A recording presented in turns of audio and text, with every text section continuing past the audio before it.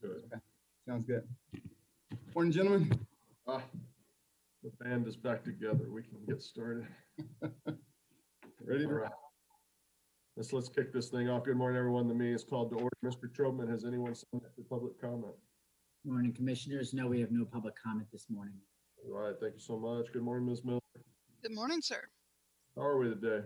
Doing very well, thank you. Good. Let's tackle this huge docket that we have in front of us this morning. At your service. All right. On agenda item 3, we have no cases to reconsider under agenda item 3. Is that correct? Yes, sir, that is correct. Well, then we'll move to agenda item 4 and consider tax liability cases, but we have 2 tax cases on docket 49. Yes, sir. The first case is TD-20-083-0720. Commissioner Demerson? I disagree with staff recommendation.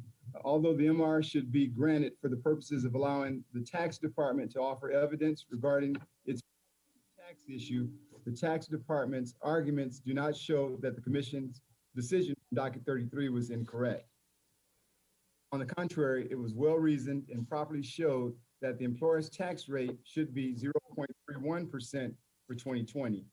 The staff recommendation would result in a double penalty for the employer. The employer has already paid the price for misclassifying its massage workers. It paid penalties for both late wage reports, and late payments of taxes. That being the case, it is clear that the employer's account was chargeable with benefits for the amount of time necessary to have a calculated tax rate. The prior commission decision explained very well how dividing 0 by 0 is not mathematically impossible. In my opinion, the tax department is using incorrect reasoning in an effort to penalize the employer beyond the late reporting and late payment penalties for the company has already paid. Accordingly, I would grant the MR for the purpose of allowing consideration of the tax department's arguments, but keep the commission decision in effect. The employer's UI tax rate should be recalculated at 0.31%. Alternatively, due to the lack of precedent authority based on the current law, I would support having the case resubmitted with an analysis of all relevant issues by the General Counsel's office.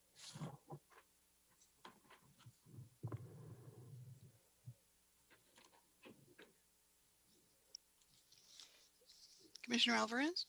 I agree with staff's recommendation. And Mr. Chairman? Agree with staff recommendation.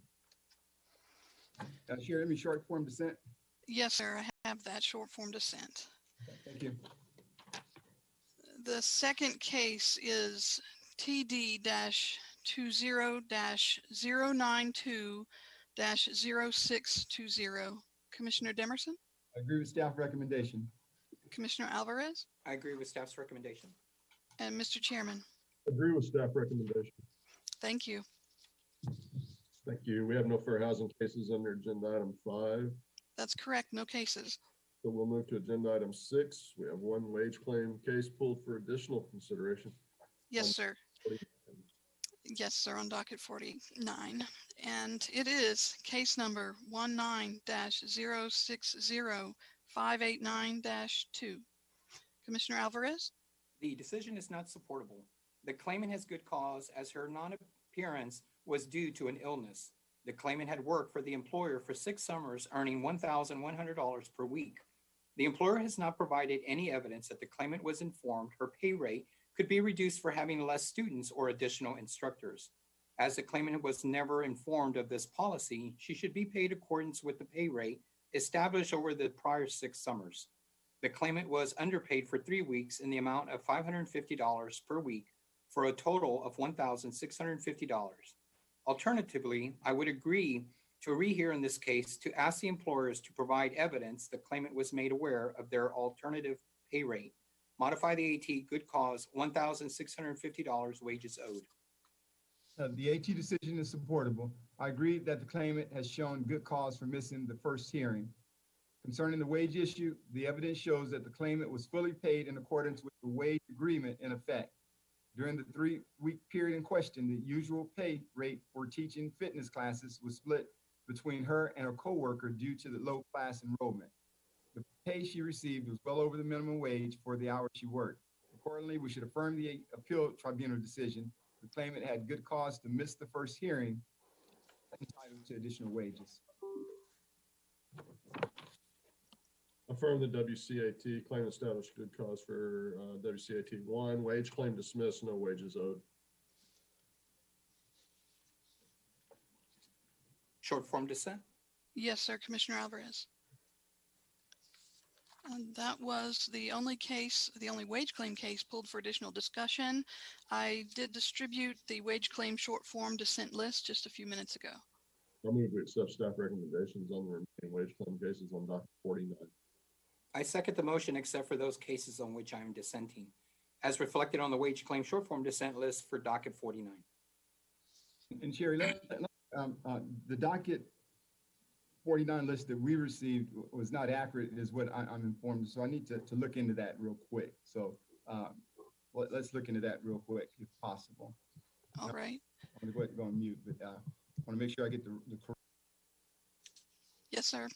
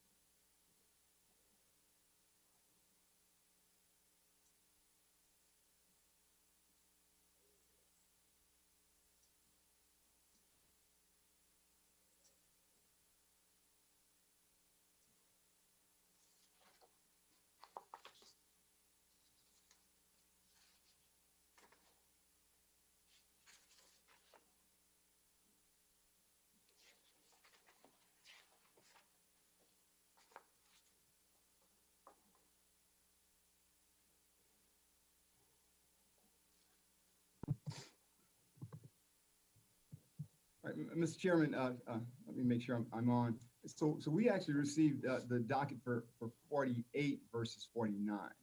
And so we can clarify that. Right now, what I have in front of me is not the correct one. All right. Mr. Chairman, if you allow me, I'll go and check on this so I can provide the correct list. Very good. Thank you. Thank you, Thank sir. you.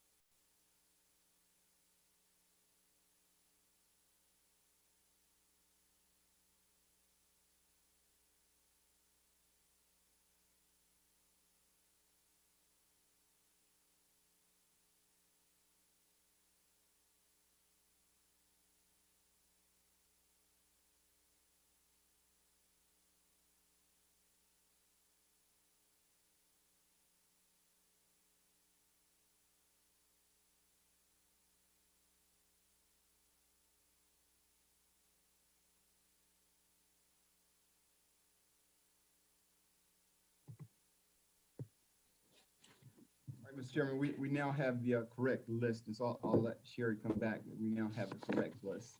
Thank you, sir.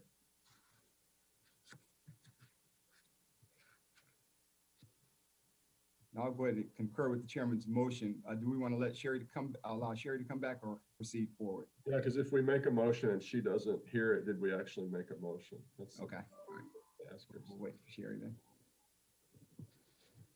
Although I bet Mr. Trubman would back us up. I do know about trees falling in the woods. So. Exactly. Chairman, the new list is incorrect. It shows no SF dissents for our office.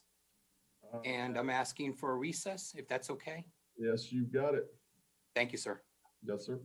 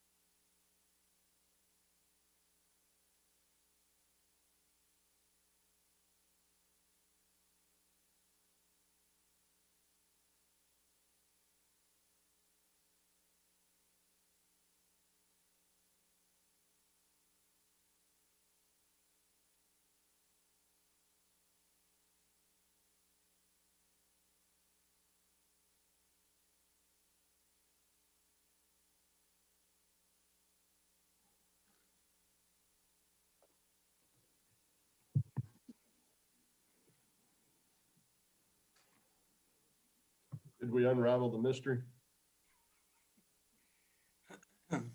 I think so. So Chairman, Ms. Miller gets on if she's on. Yeah, she'll be right back, I think. I think the list was not sent to everyone on staff, so there was some confusion there. So we were able to look at it. Oh, good, good. I'll wait till Ms. Miller gets on, and then I do have something for the record. Perfect.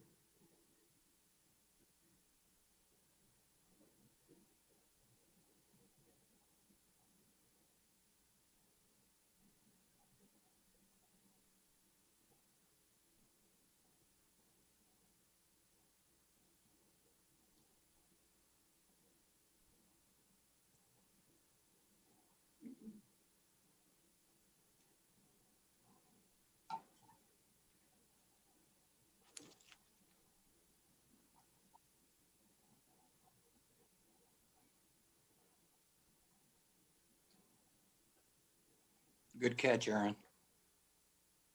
Good team work. So thank you.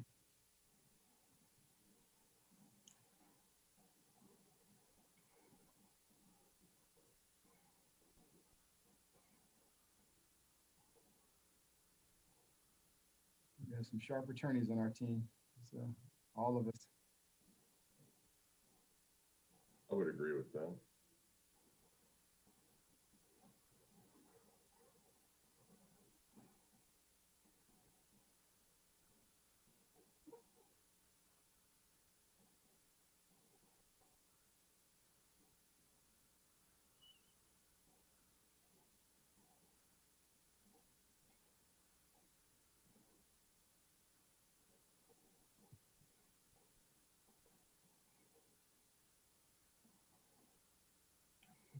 Make sure you all water the poinsettias. Give it some love. Well, how could you do anything but give us some love? It's beautiful. Thank you for that. I always love those one-liners that you come up with, Chairman. I love those. Commissioner, my poinsettia is right there, but I'm not. I see it. I see it. Yeah, it's beautiful. Mine's sitting in the front by Micah's desk because she's, I mean, I hate to admit this in front of everybody else that's sitting around here, but she's the one that can really make plants thrive over here in this office. So if you leave it in here, it's destined to a life. So we're going to let Micah take care of it. No comment on my plant abilities. They lack severely. So he started buying me the succulents. Those they say you can't kill those. So. Gentlemen, I am back. I'm about to send you the correct wage claim short form dissent list for docket 49. We also looked to make sure that the UI short form dissent list for docket 49 is correct. And the one that was distributed this morning is correct. So there's only an error with the wage claim short form dissent list. So one moment while I forward you the short form dissent list for wage claims.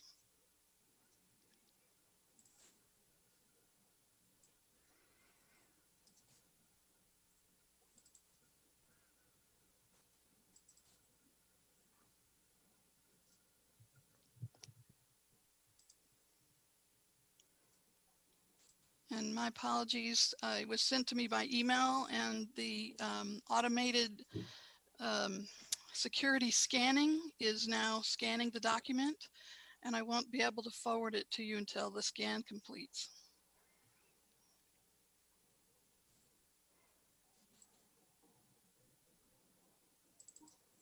Commissioner Deverson, what were you saying about succulents that you can't kill them? Yeah, I was saying, yeah, they're hard to put down. So they've been surviving. And if you Scientifically, you're correct. I have 2 ag degrees from Texas Tech, and I like to use those every once in a while. However, there's an exception to every rule. You send that plant over to me, and I'll show you what a succulent looks like in about a week. But I gravitated toward livestock because the horticulture and agronomic sciences and I just couldn't reconcile things. good choice. Your quarterback is doing really good. Patrick Mahomes is doing really good. Patrick Mahomes is just an exceptional athlete. He does things that Mhm. we just haven't seen in a long, long time. That's fun to watch. I think he throws a football like he would a baseball. You know, when he's got that sidearm, and then he's got some We other. talked about that a lot when he was playing at Tech. Of course, he was a baseball player for a long, long time, Mhm. and his father was an exceptional baseball player. So I'm sure his dad taught him to throw when he was little, and he just kind of held on to that throwing motion, but it has served him well. Not bad.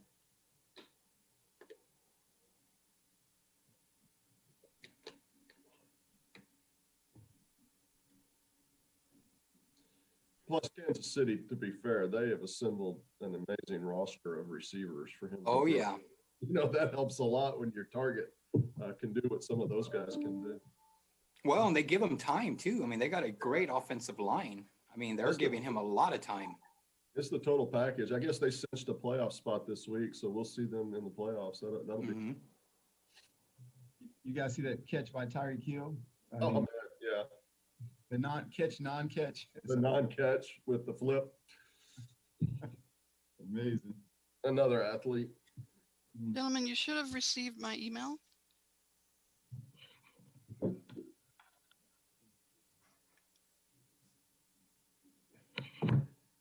All right, I've got it. You guys, do you have it? Have it. You want a chance to look at that, or are we satisfied that that's what we need? Yeah, I'm going to look at it really quick, Chairman, because I have two cases there that I may make comment on regarding the wage claim.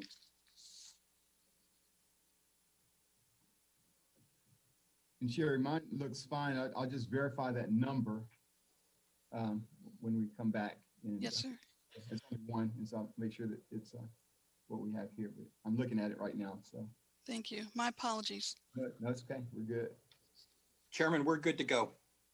All right, I'll renew my motion to move that we accept staff recommendations on the remaining wage claim cases on docket 9.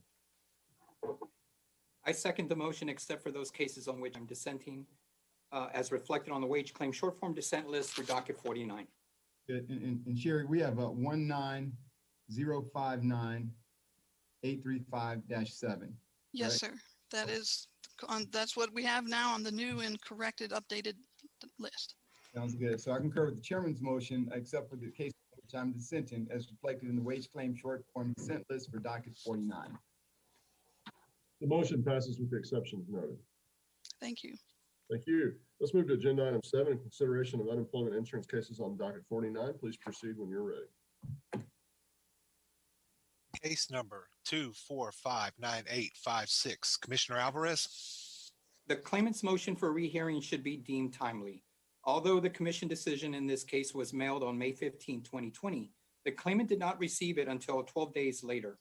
She tried to fax an appeal, but she could not get through and fax.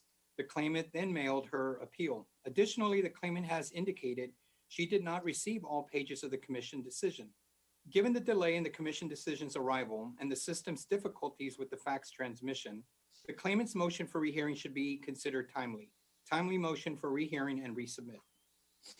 The commission decision was mailed to the claimant's correct address of record and was received before the deadline to appeal.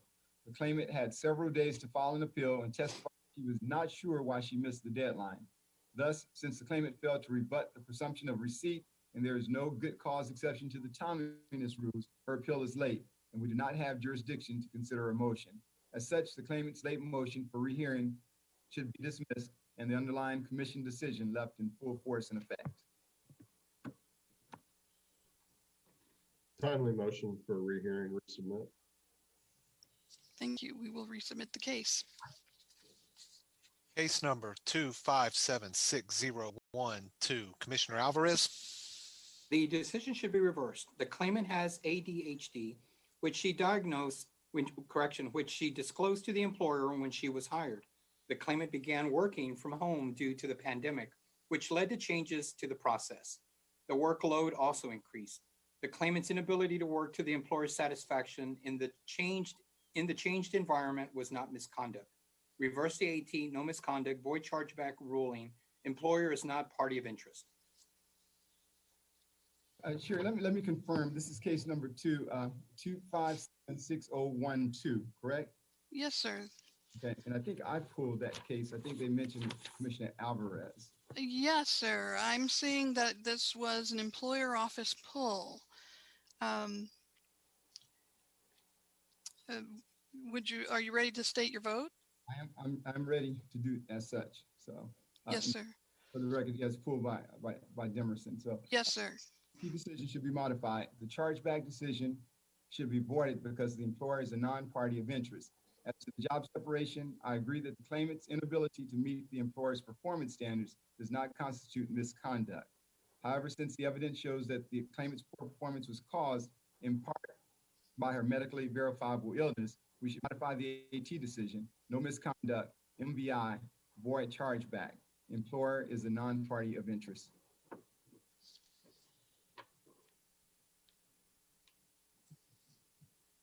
I would concur with Commissioner Demerson.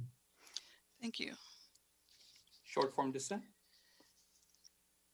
I believe it's a unanimous decision. Commissioner Alvarez, did you vote no misconduct, void chargeback, employer NPI? Yes, ma'am. Okay, we Yes. have a unanimous decision. Thank you. Case number 2576699, Commissioner Demerson. The decision should be modified. The claimant was separated following allegations of resident abuse. The claimant denied any wrongdoing. However, the employer's decision to remove the claimant from the schedule after the allegations came to light was reasonable and necessary under the circumstances. Therefore, the claimant should continue to be qualified for benefits, but the employer's account should be protected from charge under Section 204.022 of the Act. We should modify the AT decision. No misconduct, no chargeback. Separation was urgent, compelling, and necessary. The decision should be affirmed. The employer provided only secondhand hearsay to support its allegations. The claimant denied abusing a resident. The employer does not appear to have reported the allegations to the state or local authorities at the time, which the employer would be required to do so if the employer believed the claimant had abused a resident. The allegations were not investigated until a Medicare/Medicaid survey months later. The evidence fails to establish misconduct connected with the work. Affirm the 18 no misconduct chargeback. Affirm the AT, no misconduct chargeback. A short form dissent. Yes, sir, Commissioner Demerson. Thank you. Case number 2589090, Commissioner Alvarez. The AT decision is not supportable. The claimant worked for almost 20 years as a receptionist. When the branch at which she worked was bought out, she was transferred to a bank teller position with different job duties and different scheduled hours. As a part of a teller's position, she had to stand for hours every day. The claimant is 70 years old and suffers from foot problems from which she will need surgery. She has been advised by her physician to stay off her feet as much as possible. The claimant notified her supervisor about the difficulty of a teller position because of her feet, but the supervisor just told her that she would have to quit if she could not be a teller. The claimant had good cause connected with the work to resign because of the adverse effects of her position on her health. Reverse the AT, no voluntary leaving. We should affirm the appeal tribunal decision. The claimant worked in the new position for only 2 days before quitting. She did not provide the employer any documentation about medical restrictions, nor did she request any accommodation prior to quitting. Had the claimant sought an accommodation, the employer could have considered the request and provided the claimant equipment to assist her perform her job duties. However, since the claimant quit without affording the employer a reasonable opportunity to address her concerns, the claimant quit without good cause connected with work. We should affirm the AT decision, voluntary leaving. Affirm the AT, voluntary leaving. Short form dissent. Yes, sir, Commissioner Alvarez. Case number 2590232, Commissioner Demerson. The appeal tribunal decision should be modified. The claimant was discharged due to absenteeism. The claimant stated that he had received warnings about his absences. The claimant also stated that he had a sick, pregnant wife and a son who had seizures that he often had to care for. Since it appears that the claimant was missing work due to reasons related to the illness of a minor child, the claimant should be qualified for benefits, and the employer's account should be protected under medical separation analysis. We should therefore modify the AT decision, no misconduct, no chargeback, MVI. Ms. Miller, I would agree with Commissioner Demerson. I concur with Commissioner Alvarez. Thank you. We have a unanimous decision. Case number 2592187. Commissioner Alvarez, The decision should be modified. The claimant filed a valid claim because he was unemployed when he filed. Regarding the job separation, the claimant was separated when he had symptoms of COVID-19. The employer asked the claimant to provide test documentation. However, the claimant was unable to get a test in Houston in March of 2020. It was difficult to get a test at the time, and the claimant was not responsible for the limited availability of the test. The claimant also tried to go to the hospital to receive medical care, but was turned away. As the claimant was separated due to his own personal illness, he should be qualified for benefits. Modify the AT valid claim, no misconduct. We should affirm the appeal to render decision. I agree that the claimant filed a valid claim. As to the job separation, I also agree with the AT that the claimant initiated the job separation when he stopped reporting to work while work was still available.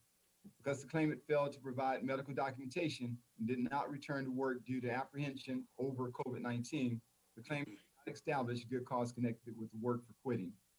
We should therefore affirm the AT decision. The claimant filed a valid claim, voluntary leaving. Affirm the AT, valid claim, voluntary leaving. Short form dissent. Yes, sir, Commissioner Alvarez. case number 2617703. Commissioner Demerson, I'm going to interrupt here just for a moment. Gentlemen, do you have a different case number for case number 7? Mine was as read, 2617703. Very good. Thank you very much, and I apologize for the interruption. Case 2617703, Commissioner Demerson. I agree that the employer's appeal is timely. Regarding the job separation, this case should be reheard. The hearing officer did not enter either party's additional documents into the record. While the claimant did not object to this, the employer did object by stating that its additional documents contained relevant information that needed to be included. Since one of the employer's contentions was that there were multiple times throughout a particular work week where the claimant was not working, and since the employer's additional documents appear to have been offered to support its contention, we should find that the employer filed a timely appeal and conduct a rehearing to admit the party's additional documents into the record and to question the parties as to the content of those documents. The decision is supportable. I agree that the employer filed a timely appeal. The evidence establishes the claimant was discharged for failing to meet the employer's quota. The employer testified the claimant had never met the quota previously. The claimant's job duties were not simplistic in nature. In accordance with longstanding commission precedents, the claimant inability to meet the employer's standards does not constitute misconduct connected with the work. Affirm the AT timely appeal, no misconduct, chargeback. I would agree to a rehear. Thank you. We will rehear the case. And that was the last case pulled for additional discussion on docket 49. You received the short form dissent list previously. Move we accept staff recommendations on the remaining UI cases on docket 49. Chairman, I second the motion except for those cases in which I'm dissenting as reflected on the UI short form dissent list for docket 49. I concur with the chairman's motion except for the cases on which dissenting as reflected in the UI short form dissent list for docket 49. Motion passes with the exceptions noted. Thank you very much. Thank you. This brings us to the end of agenda items 3 through 7. Let's pause for a few moments to reset for the rest of the meeting. Yeah.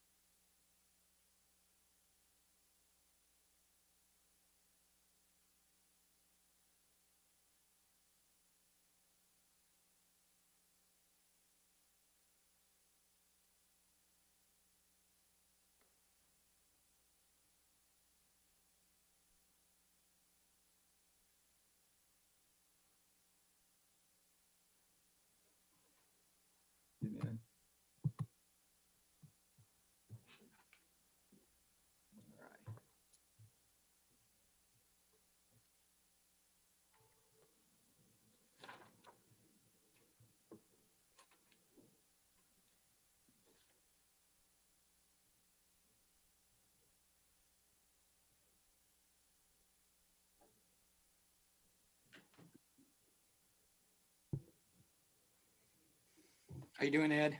Fine, thank you, sir. How are you? I'm doing great, sir. Cerna, Morning, Commissioner. How are you?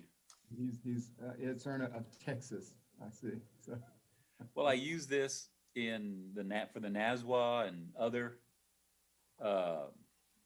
meetings, so I try to identify the state. If I put TWC there, then people might think it's Time Warner Cable or something. That's my dad.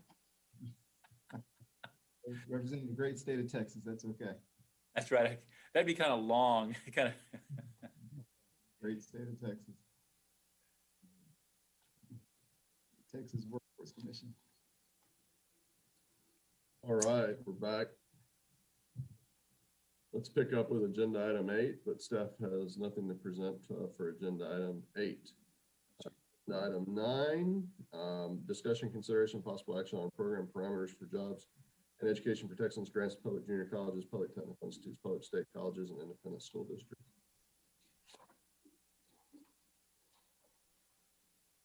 Good morning, Chair Daniel. Good morning, Commissioner Dimerson, Commissioner Alvarez, Mr. Cerna. For the record, my name is Emily Lawley with the Office of Employer Initiatives, and I'm here this morning to present the JET Advisory Board recommendations to the Commission for the FY21 JET RFA program parameters. The first one is the funding allocation for the $8 million general revenue. The Advisory Board recommends to split out that funding 40% IHEs and 60% ISDs. Next one is the minimum maximum grant amount. Advisory Board recommended a minimum grant amount of $40,000 and a maximum grant amount of $350,000. The next recommendation is in regards to an item in the program evaluation regarding the previous JET program funded grant awards received by applicant criteria. This is for, so if an applicant has never received a JET grant previously, they would receive the maximum amount of points for that criteria. So the recommendation is for the IHEs to only take into consideration those grants which have been awarded under TWC. Next recommendation is in regards to the budget workbook scoring. This recommendation would allow staff to assign point deductions to the overall score based on the budget workbook scoring. And the last recommendation is in regards to the point threshold. This would reduce the minimum point threshold from 60 points to 50 points. And those are the 5 recommendations. So with that, I will turn it back over for any questions or comments. Any questions or comments? Chairman, I just want you to know that this last meeting that the JET put together and met with the advisory committee was very informative. There was some great dialogue, and I just wanted to take this opportunity to thank Emily and her team for the briefing and what they brought forth. And then, of course, under your leadership, it was a great informative meeting. So I just wanted to acknowledge that.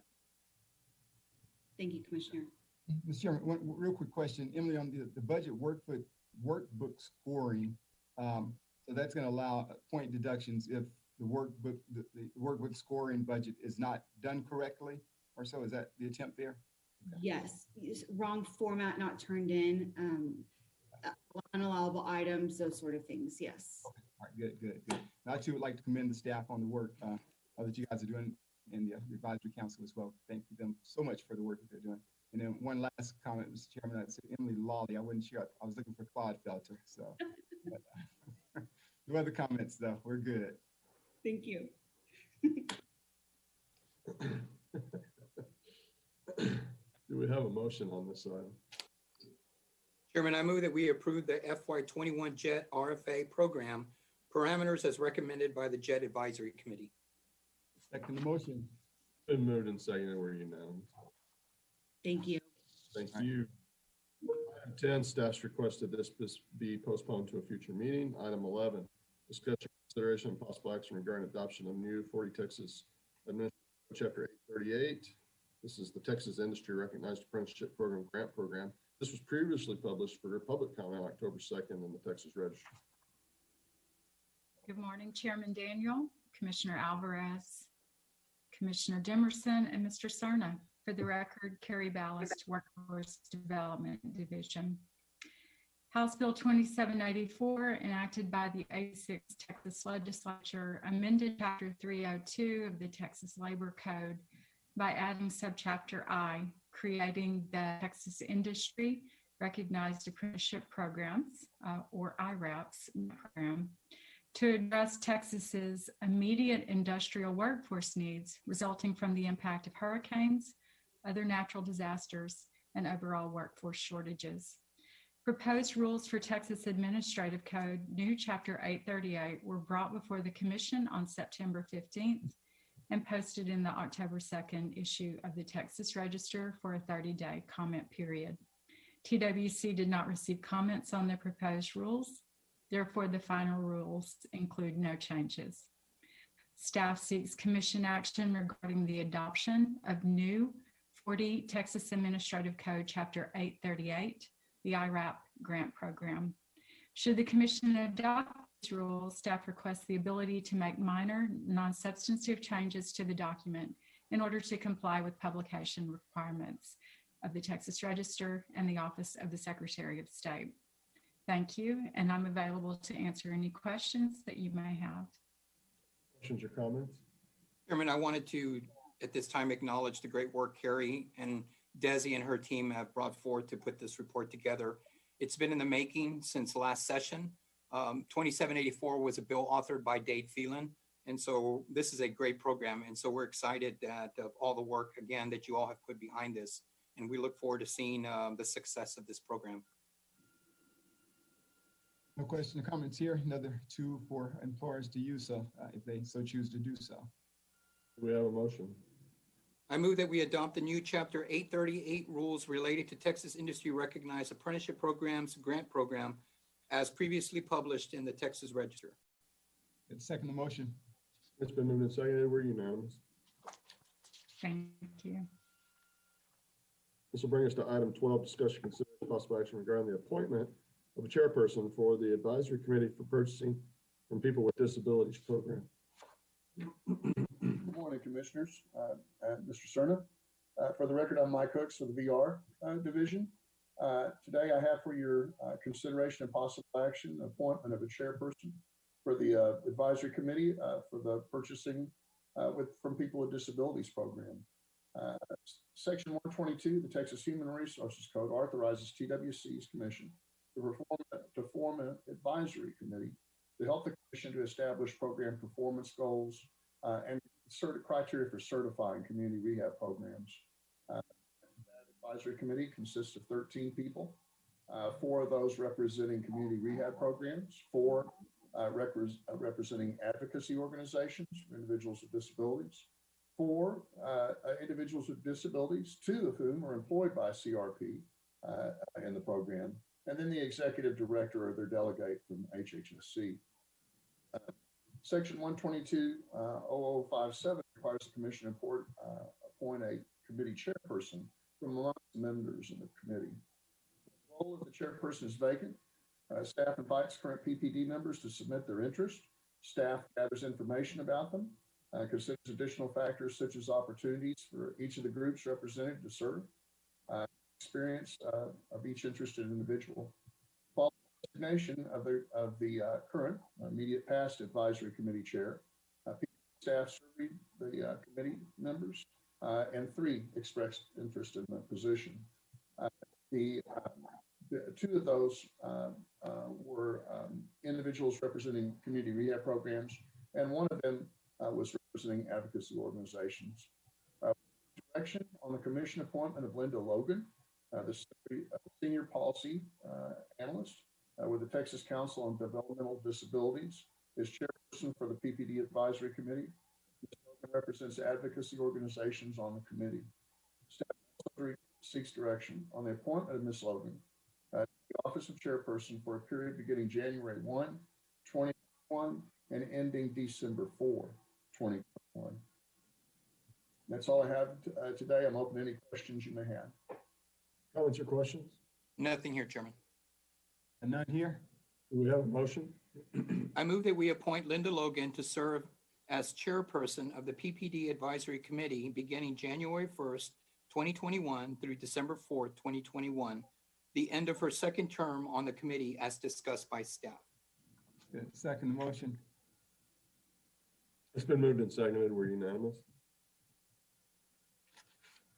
This is item 13, discussion, consideration, possible action on BCY 21 and BCY 22 local workforce development board targets on measures mandated by WIOA. Morning, Commissioners, Mr. Chairman. Today I'm here to present to you the results of negotiations with the 28 local boards on the 15 WIOA measures that are specified for within the WIOA statute. That is, it identifies these 15 measures that have to be used for local board accountability. And it sets out a process whereby we negotiate 2 years at a time. And we also are supposed to be accounting for differences in economic conditions and in the characteristics or the case mix of the customers, the people who are being served, based on a statistical model that our federal partners at DOL have built. The key is that we're supposed to kind of adapt their model for our local use. And that's an important bit of flexibility because their model tends to work better for states than it does for locals. When you start applying it at local level, some of the numbers get a little wonky. So in terms of the process itself, there are essentially 840 targets that have to be negotiated, right? It's 15 measures, 2 years, 28 boards, 840. We adapted their model, attempted to project out where we thought economic conditions might go and case mix and such using preview data from the new year, and put those out as proposals. Out of the 840, 797 were accepted directly, and there was a request to negotiate on about 43 of them. So that was 19 boards accepting everything and 11 asking to negotiate.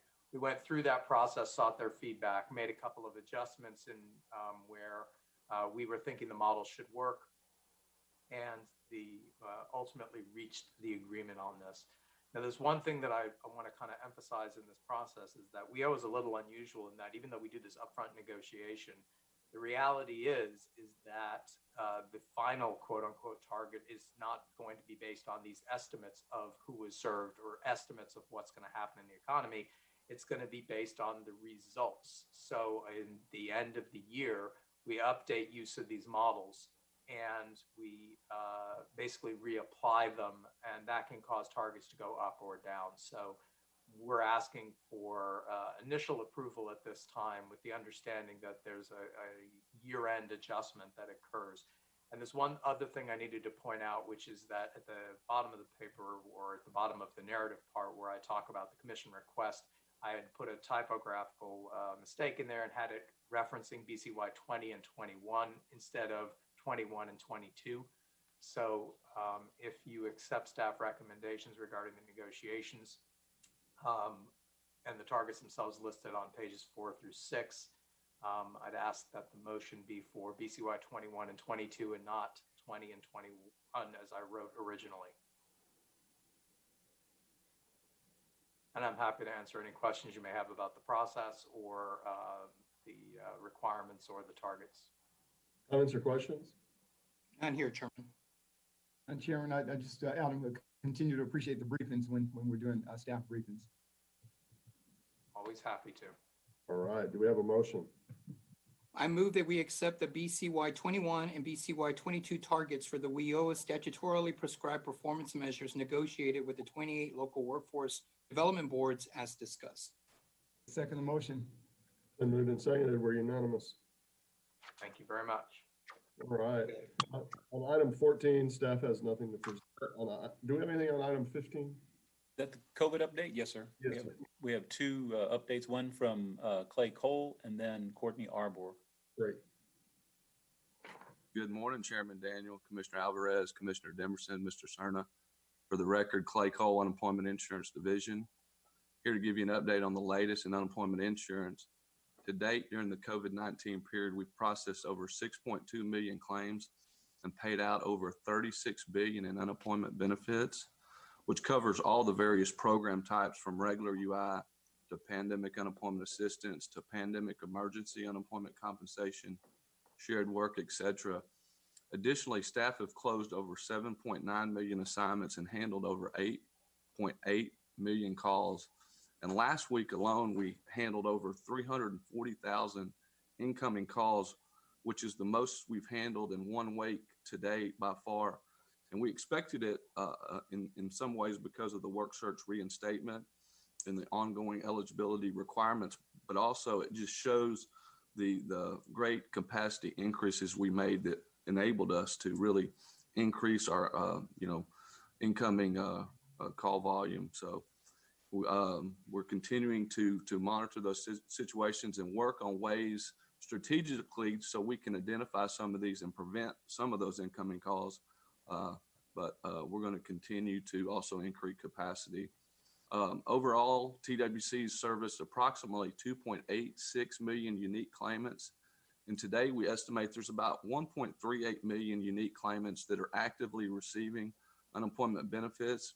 And to give you some perspective, compared to last year, same time, we were servicing approximately 250,000 unique customers biweekly. So you can see, if you look at last year, 250,000 we were servicing on that biweekly basis compared to the 1.3 million unique claimants to date. You can see the dramatic increase there. The Federal CARES Act is set to end December 26, 2020. We estimate approximately 830,978 individuals will no longer be eligible for unemployment benefits beginning December 26, 2020 or before. We do have some of those folks on pandemic unemployment assistance or on the extensions that are already reaching that endpoint of the 39 weeks or whatever extension they qualified for. So it's folks, when I say 830,978, that includes individuals that are already hitting that end period as well, which if you look at this is approximately 60% of active individuals that would be affected by that December 26, 2020, if you compare that approximately 830,000 with the 1.38 million. UI and IT and external relations teams continue to prepare for the CARES Act to end, but also looking at possible extensions. We can continue to monitor discussions in Congress regarding the CARES Act extension proposals. I know last week there was a bipartisan group of 9 senators, several House members that developed the framework of a $908 billion pandemic relief bill. Right now, we don't have any language, but there were some points offered, which included additional 18 weeks of federal UI payments to claimants at $300 per week, retroactive to December 1st, 2020. I am very excited about the strides we are beginning to see in the appeals area. We had well over 100,000 submissions for an appeal, where many were not an appeal, but rather inquiry requests from customers for other things. Nonetheless, those types of submissions still bog down our appeals processing and make it hard for legitimate appeal submissions to surface. So you can imagine the vetting and sorting of these really drains our resources. But I'm pleased to report with a lot of hard work and by implementing some new strategies, staff have been able to clear that number down from over 100,000 about a month ago to less than 1,000. So we continue to hire appeals and commission appeal staff, but at the same time, we're implementing other operational strategies to help us work through the workload demands. And I really appreciate your ongoing support of our appellant functions. And finally, I also want to thank all those volunteers, both inside and outside the division, who have helped us reach our goals. Without their help, these milestones would not have been reached, and thousands of Texans could not have been provided assistance. And it's this kind of teamwork that TWC and the citizens of Texans will overcome this pandemic. And this concludes my update, and I'll be happy to answer any questions you may have. Any questions? Chairman, I just wanted to thank Clay and your team. Clay, I ask that you convey to your staff how grateful we are for the work that they do. With the exception of Thanksgiving, working 24 or working every day, it just says a lot about, the team. And what I mean is your staff and the agency as a whole. So please convey to them that we're very grateful for what they've done. And thank you for the daily briefings. They're very informative. So thank you for that. You're welcome. Thank you, and I'll let them know. I'd like to piggyback on that in two points. The communication of the process and the action that was taken for the taxes, payroll taxes for 2021. We appreciate that going out to those employers and getting the word out. You guys kind of jumping on that in a big way. And then congratulations on the success from 100,000 to 1,000. You guys are really taking care of business. So me too. Congratulations and thanks to the team for all that you guys are doing. And that starts with our executive director, Ed Cerner, down to Clay, Lachey, Chris, that whole team that you have over there. We appreciate the work that you guys are doing day in and day out. Thanks, Commissioner Dickerson. All right, thank you. And then we have Courtney Arbor. Morning, Commissioners. Mr. Cerna, Courtney Arbor, Workforce Division. I have a brief update on the workforce response to the pandemic and how we're working to help Texans and Texas employers who are impacted. First, on the Metrics online learning project, through November, we saw big increases in the number of courses launched by unemployment recipients and other Texans. As you know, we've made that available now to all Texans who'd like to access it, but certainly unemployment recipients as they upskill. The number of courses completed increased 74% over the month before. It's likely due to work search requirements and the emails that Metrics company is sending out to all registered users, encouraging them to continue to make full use of this no-cost tool. As of December 3rd, more than 48,000 Texans have registered in the system. Those users have completed 49,435 courses and have spent over 53,000 hours learning new skills on the platform. So we want anyone registered to continue to make use of that. Metrics has been conducting interviews with some of the users to develop short testimonial videos, and those have been really fun to watch. Commissioners, I'll send you the link today so that you can watch those. They're posted on YouTube, and in those videos, the individuals talk about how the courses have helped increase their skills and their confidence as they look for or have already landed new jobs. So that's a good testament. There's some good testimonials and a testament to the success of that's bringing some of the users. On the call center statistics, for the workforce call centers that we have in place, those staff have now contacted 439,000, almost 440,000 claimants and helped with just over 42,000 Work in Texas registrations. When they make contact, they're asking how we can be of service, helping with Work in Texas registration and pointing them to the local workforce area for assistance. And although it is not a primary goal of the calls to find out, some people don't report that they've gone back to work. We have learned that more than 30,000 of the people we've talked to have reported going back to work. So that's been very exciting. And clearly many more have gone back to work since so many industries are bouncing back. Some of the, on the note of workforce boards and the services they're providing in the workforce solutions offices, we've all been seeing in the news how there have been spikes in certain areas of the state.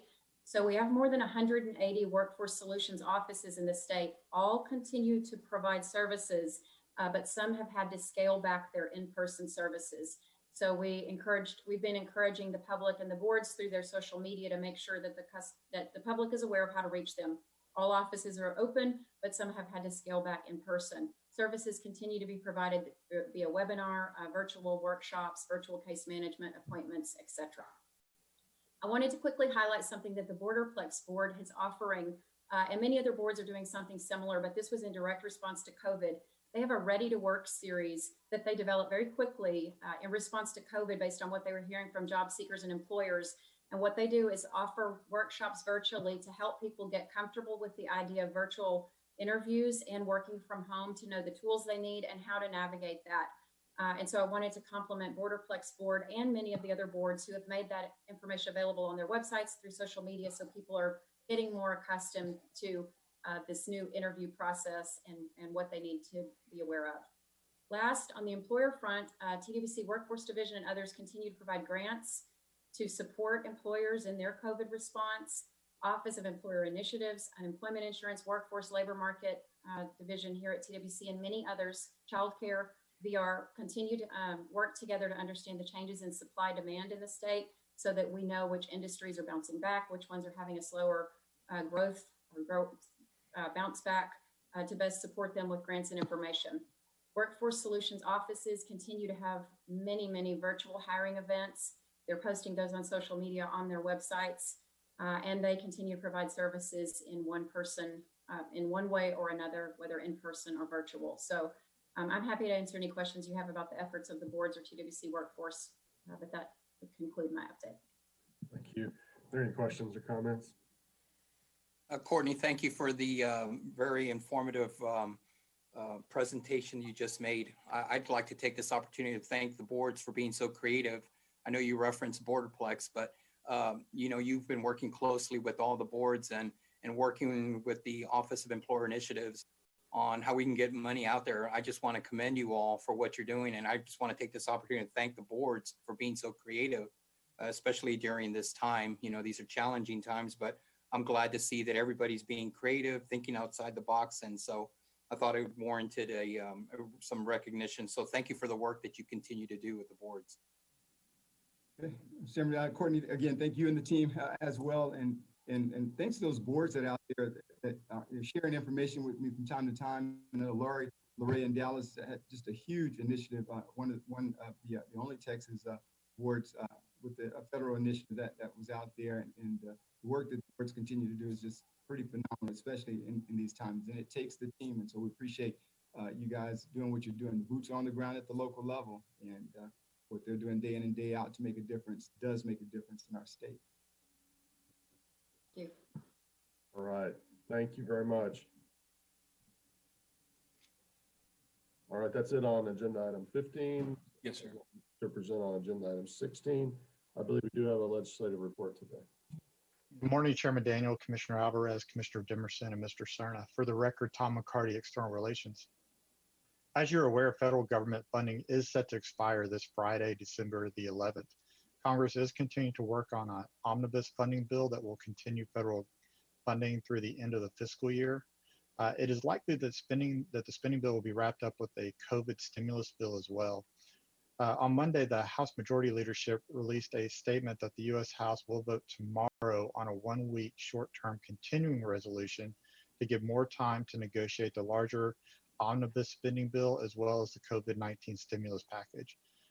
While there's no bill language that has been released yet for either the omnibus spending bill or the COVID-19 stimulus package, we will keep you updated, and once an agreement is reached and bill language is released.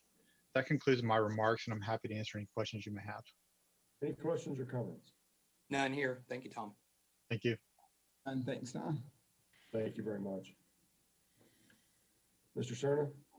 No, sir, nothing to report this week. All right. Thank you so much. Is there any other order of business to come before the commission? Interesting morning, Chairman. It was interesting. Indeed it was. We'll just leave it at that. We I was on apologize my about- toes, man. We apologize for that. Not at all. No, it's good. It's something different. I have nothing here, Chairman. All right. Say we're taking All right. the chairman started out, this is going to be a short meeting, and it's been a regular meeting. So It was one of our longest ones. It was a conspiracy to prove me wrong, I'm afraid, gentlemen. It must be. I'll learn to keep my mouth closed. So. All right. Do we have a motion to adjourn? Chairman, I move that we adjourn. I second that motion. It has been moved and seconded to adjourn, and we are adjourned. Gentlemen, thank you. Thank you, everyone. Have a great week. You guys You have too, a good sir. week. You We too, got- sir. Bye.